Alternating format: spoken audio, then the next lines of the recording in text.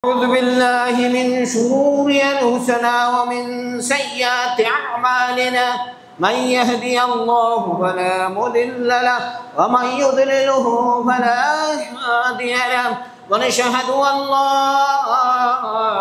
إله إلا الله وحده لا شريك له ونشهد أن محمدا عبده ورسوله في الجنة المؤمنين والمؤمنات أول والآخر في المسلمين والمسلمات سبحانك ربك العزة والعظمة والأسمائين برحمتك يا أرحم الراحمين. أما بعد فقد قال الله تعالى في كلامه المجيد والفرقانه الحميد. بسم الله الرحمن الرحيم.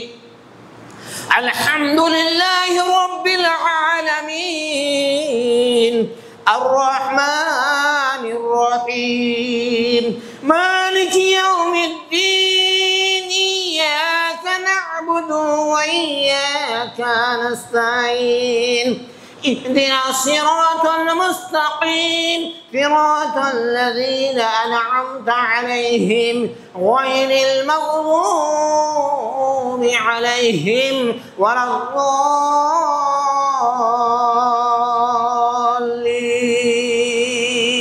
آمين.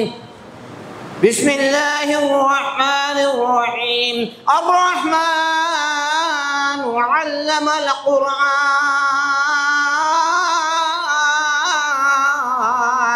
خلق الإنسان من صلصال كالفخار وخلق الجنة من مارج من نار. صدق الله العلي العظيم وعزته وفي القرآن المجيد.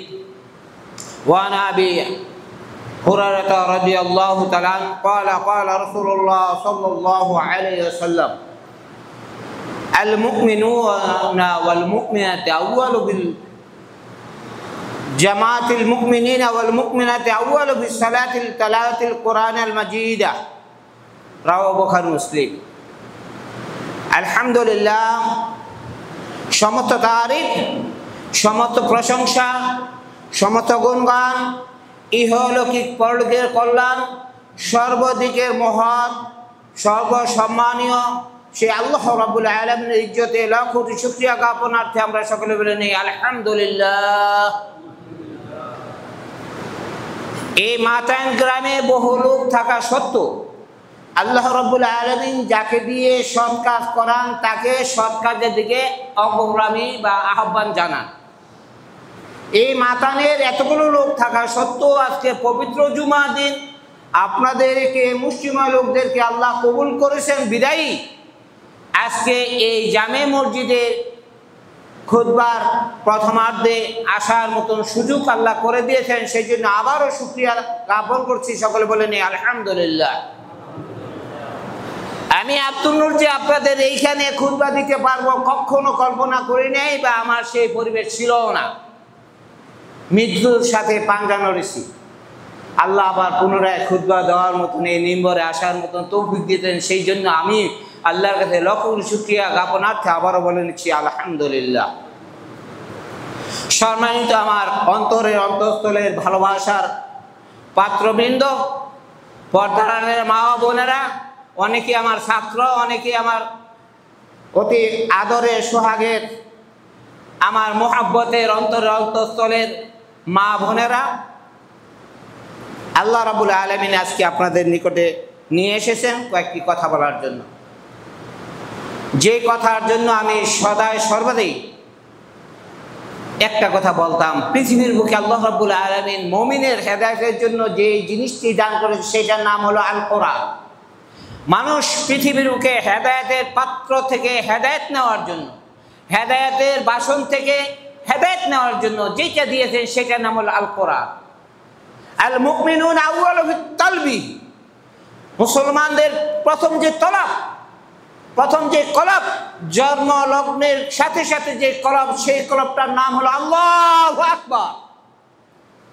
সে নর হোক নারী হোক, এই শব্দটা তার প্রথম কর্ণের মধ্যে দেওয়া হলো যে আল্লাহ মহান, আল্লাহর চেয়ে মহান, আল্লাহর চেয়ে পবিত্র, আল্লাহর চেয়ে ধনী, আল্লাহর চেয়ে অসহায়, আল্লাহর চেয়ে বেশি নমনীয় পৃথিবীতে আর কেউ নেই, তোমাকে শুনিয়ে দিলাম আল্লাহ মহান, সুবহানাল্লাহ। তারপর কাজ কি? এই বাচ্চা আল্লাহর বাণী শ্রবণ করুন, আমারও আপনার কাজ কি? যেই সমাজে, যেই মহল্লায়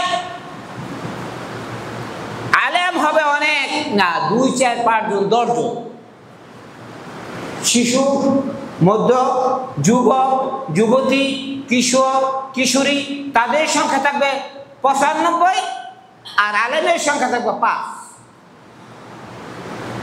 এই 5 জন নিয়ে কখনো গর্ব করা চলবে না। আমার সমাজের মধ্যে, আমার মহল্লার মধ্যে পবিত্র কোরআন পড়তে পারে কার কার ঘরে আছে? প্রত্যেকের ঘরে যদি কোরআন পড়নেওয়ালা ছেলে মেয়ে থাকে তাহলেই সমাজ স্বাবলম্বী সমাজ, সুখী সমাজ, উন্নয়নের সমাজ, মসজিদ পরিপূর্ণ মুসল্লির সমাজ। আর যেই সমাজের মধ্যে আলেম আছে 5 জন, 7 জন, 15 জন, কিন্তু সমাজের মোহাব্বতের এই মক্তবে কোনো ফলাফল দেয় না, মক্তবে ফলাফল দরকার নাই।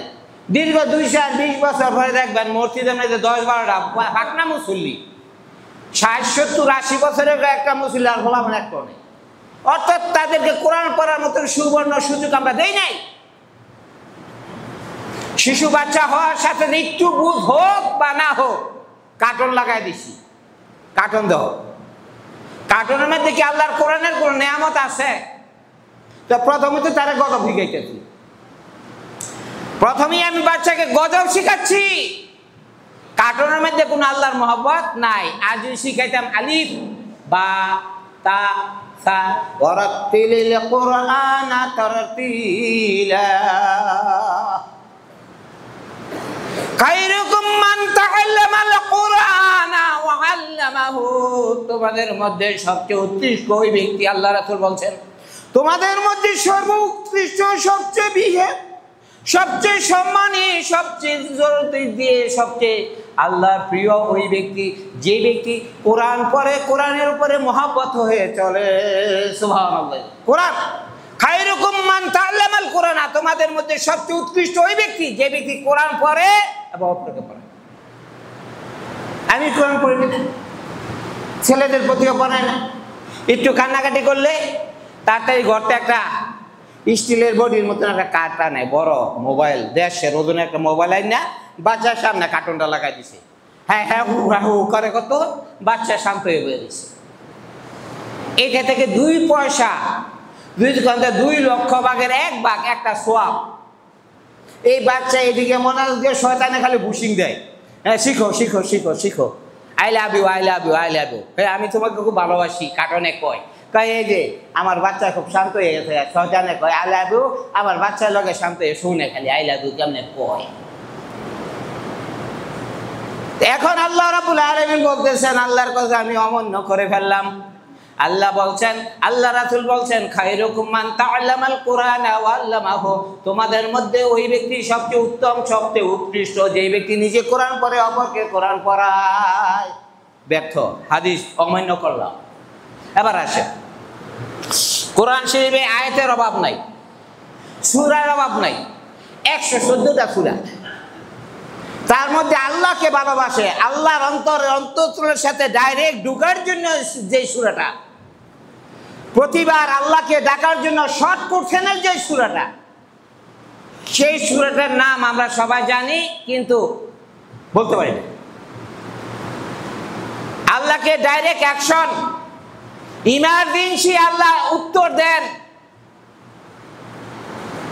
সেই সূরাটার নাম হলো সূরা ফাতিহা, আলহামদুলিল্লাহ সূরা। সেই সূরাটার নাম কি? আলহামদুলিল্লাহ সূরা। আল্লাহ বলে দিয়েছেন, আল্লাহ বলে দিয়েছেন বিদায়ী সালাত পড়ার যেই রাকাত, যেই সালাতই পড়ুক, নফল পড়ুক, ফরজ পড়ুক, সুন্নত পড়ুক, তাহাজ্জুদ পড়ুক, যে কোনো নামাজ পড়ুক, সূরা ফাতিহা পড়তে হবে। সূরা ফাতিহা ছাড়া নামাজ হবে না।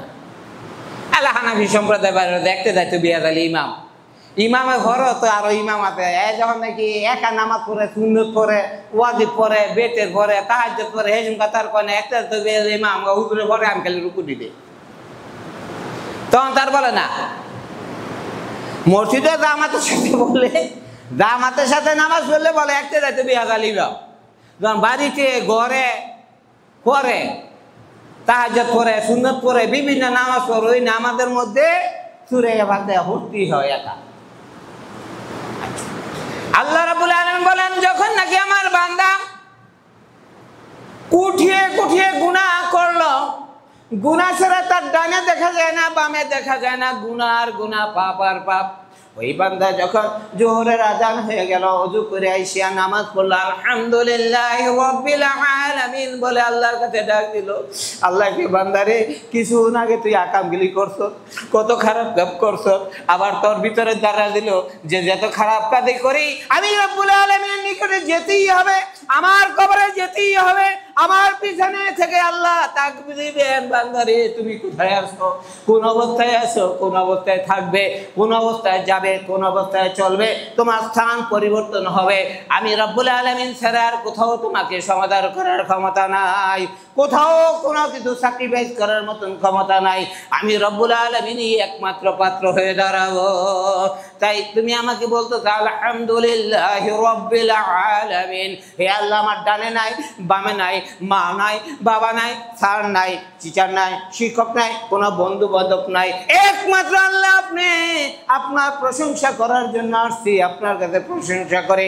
শয়তানের কুমন্ত্রণা, শয়তানের চক্রান্ত আমি বুঝতে পারি নাই, অন্যায় করে বেল দিয়েছি।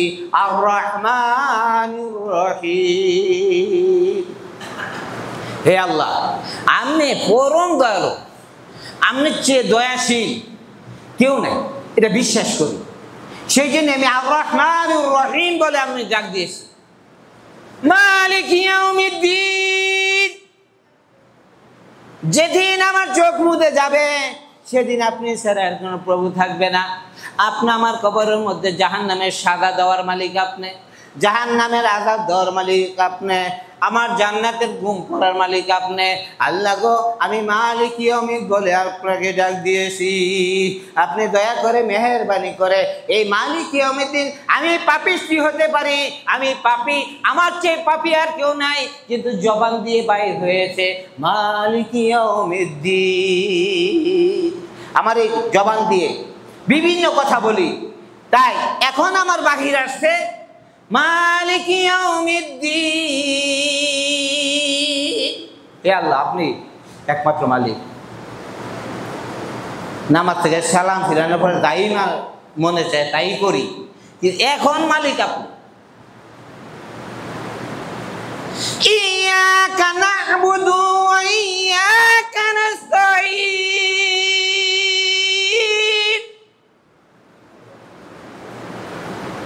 আপনারই দাসত্ব করি, আপনারই গোলামি করি, আপনার কাছে প্রার্থনা করি, আপনার কাছে মাপ চাই, আপনি আমার দয়া করে মাফ করে দেন। আর সেই পথে চালায়েন না যে পথে চললে আপনার অভিশপ্ত, আপনার নিকৃষ্ট জাহান্নামের মধ্যে জ্বলতে হবে, সেই দিকে আমার চালায়েন না। কোথায় পড়লাম, কোথায় পড়লাম এই কথাগুলো? মসজিদে, ঘরে, ঘরের সব জায়গা থেকে যেই জায়গাটা বেশি পবিত্র সেই জায়গার মধ্যে দাঁড়াইয়া কুলি কইরা, ওযু কইরা, অপবিত্র জিনিসগুলো দূর কইরা পবিত্র হয়ে আল্লাহকে বলতেছি আমি বড়ই অসহায়, আমার চেয়ে অসহায় আর কেউ নাই, আমার চেয়ে দুর্বল আর কেউ নাই। এই পৃথিবীর মধ্যে যতগুলো মানুষ দেখতেছি, হে আল্লাহ আমি সবচেয়ে নিকৃষ্ট। এই পৃথিবীর মধ্যে যতগুলো মানুষ আসে সবচেয়ে আমল দুর্বল আমল হলো আমার, অতএব আপনি মেহেরবানি করিয়া আমার মাফ করে দেন। এটা হলো পবিত্র কোরআনের সর্বপ্রথম বৃহৎ সূরা, মুসলমানদের অতি সহজে গুনাহ মাফ করার যে পথ, যে সূরা, সেটার নাম সূরা ফাতিহা। সূরা ফাতিহা আপনার বাড়িতে পড়েন, বিপদে আপদে পড়ছেন সূরা ফাতিহা পড়েন,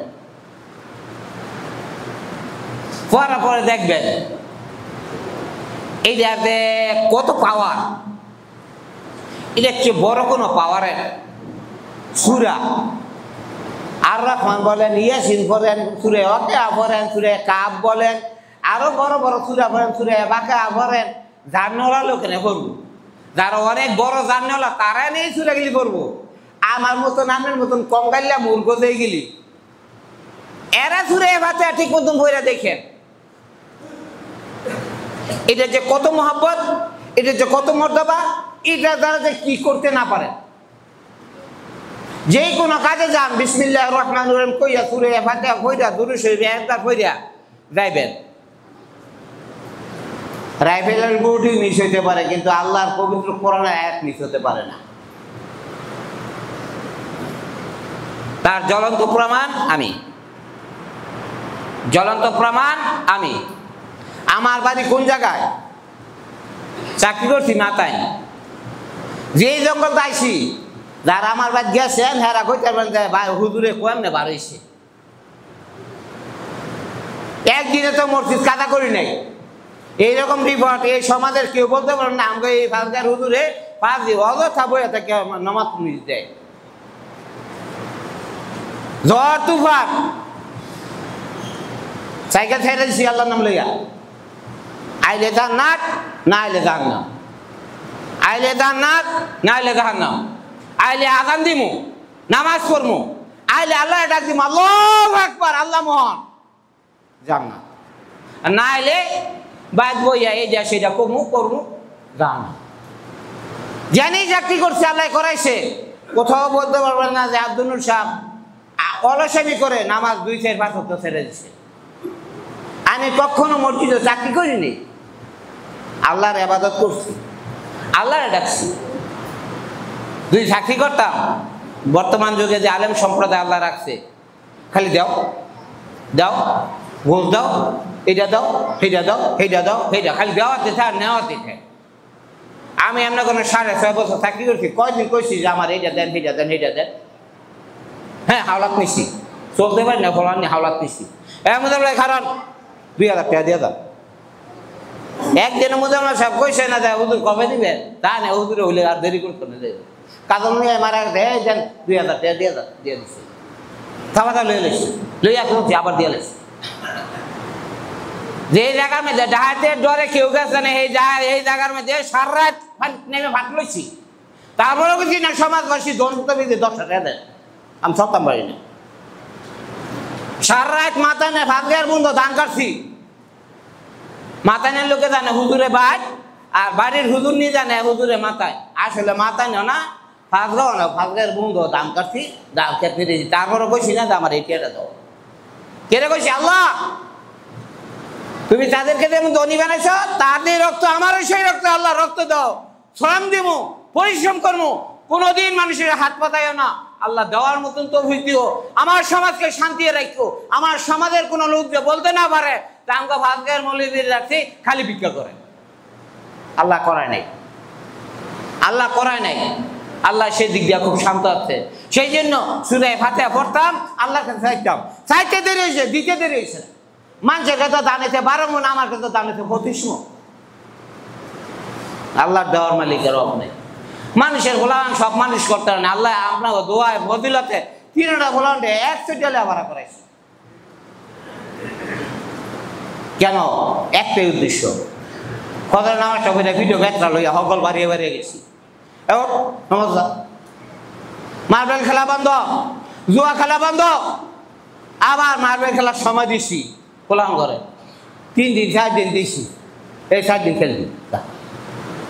আমি দেখলো সেদিকে দিকে চলছে, মা বাবাই কইছে এই হুজুরের থেকে দেন, হুজুর আমাকে 7 দিন ছুটি দিচ্ছি, ওই 4 দিন কইছি খেলতাম।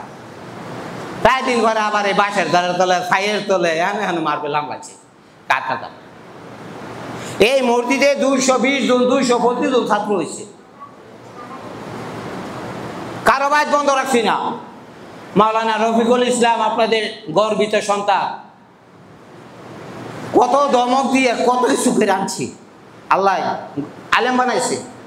আমার বাবা কাউসা লেখাপড়া করবে না, কর আফি। আলহামদুলিল্লাহ সূরা পড়ে ভূ দিয়েছি, আল্লাহ কবুল করেছে। মুজাম্মেল হক ভাইয়ের ছেলেকে বলতাম বাবা পড়ো, পড়ার দিকে মন নাই, কাছে স্কুল নাই, দূরে যাইতে চায় না। এই ফুরিঙ্গা অনেক দূরে। আল্লাহর কাছে দোয়া করছে, আল্লাহ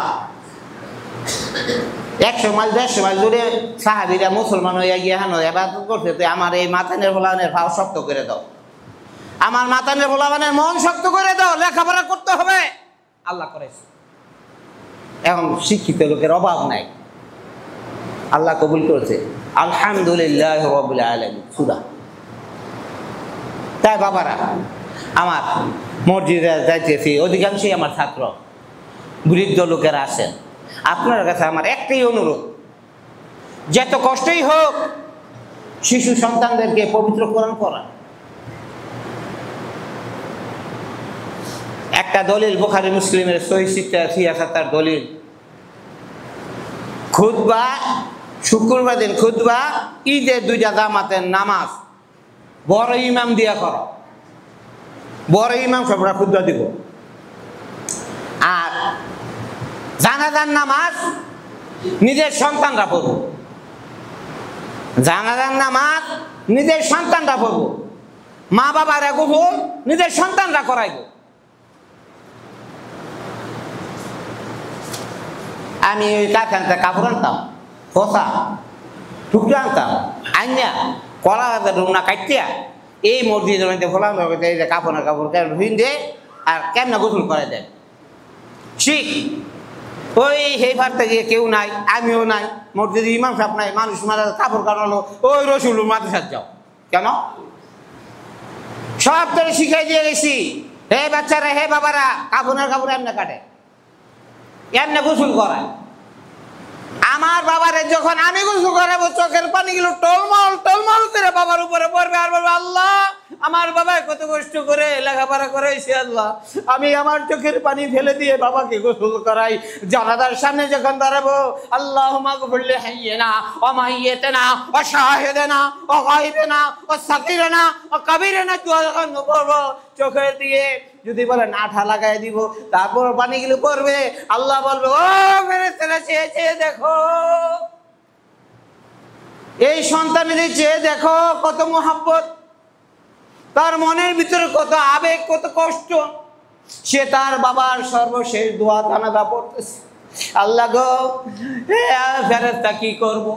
আল্লাহ বলো ফেরেশতারা তোমরা সাক্ষী রেখো, তার এই চোখের পানির দ্বারা আমি তার বাবার জীবনের সমস্ত গুনাহগুলো মাফ করে দিলাম। মদিনা শরীফের ইমাম সাহেব, বাংলাদেশের বৃহৎ মসজিদ বাইতুল মসজিদের ইমাম সাহেব, আরো বড় বড় মসজিদের ইমাম সাহেব আইনা যদি নামাজ পড়ান জানাজা, যেই সওয়াবটুকু হইব তার চেয়ে কুঠিয়ে কুঠিয়ে গুণ বেশি সওয়াব হবে আপনার সন্তান যখন আপনার জানাজা পড়বে।